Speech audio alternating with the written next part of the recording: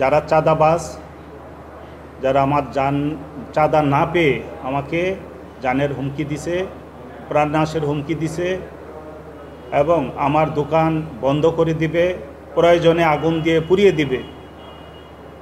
এই ব্যাপারে সরকারের দৃষ্টি আকর্ষণ করছি। আমি একজন ব্যবসায়ী হিসাবে, আমি একজন রেগুলার ব্যাট প্রদানকারী ব্যবসায়ী, ইনকাম ট্যাক্স প্রদানকারী ব্যবসায়ী। আমি সরকারের নিয়ম অনুযায়ী ব্যবসা বাণিজ্য করে যাচ্ছি।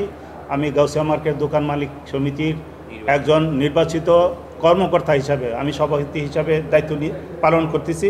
আমি সকল ব্যবসায়ীদের, গাউসিয়া জোনের সকল ব্যবসায়ীদের আমি জানের নিরাপত্তা চাই এবং সুষ্ঠু সুন্দর পরিবেশ চাই।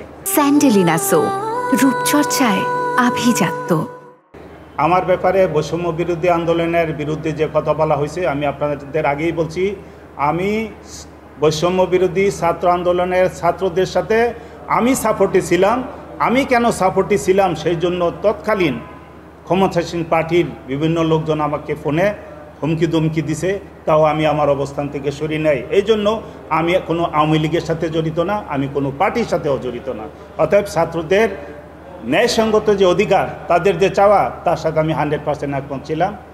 আরেকটা ব্যাপার, আমার ছবি এডিটিং করে তৎকালীন মেয়র বা এমপির সাথে আমাদের যে ছবি আছে, মার্কেটের বিভিন্ন কর্মকাণ্ডের জন্য তাদের টাচে যেতে হয়েছে।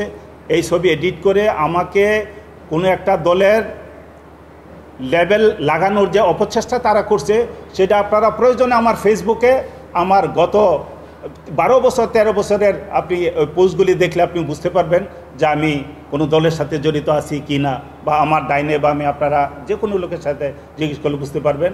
আমি দৃঢ়তার সাথে আপনাদের বলতে চাই, আমি কোনো দলের সাথে কখনো জড়িত ছিলাম না, আমি কোনো দলের সদস্য না। আমি একজন ব্যবসায়ী, আমি গাউসিয়া মার্কেটের নেতৃত্ব দিচ্ছি। গাউসিয়া মার্কেটের দোকান মালিকদের সুখ দুঃখ বিভিন্ন সময় প্রশাসন, এমপি, কমিশনার যখন যারে দরকার হয়েছে, কোনো দলের অন্য কোনো দলের যিনি শীর্ষ পর্যায়ে আছেন তার কাছে হয়ে গেছি, যেমন আমান সাহেবের কাছে আমি গেছি।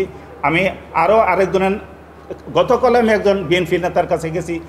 তার আগে আমি ওই হাবিবুন্নবী সোহেল ভাইয়ের কাছেও বিভিন্ন পরামর্শের জন্য, আমাদের মার্কেটে সহযোগিতা করার জন্য, চাঁদাবাজদের থেকে আমরা রক্ষা পাওয়ার জন্য ওনার কাছে আমরা অভিযোগ করছি, সহযোগিতা চাইছি।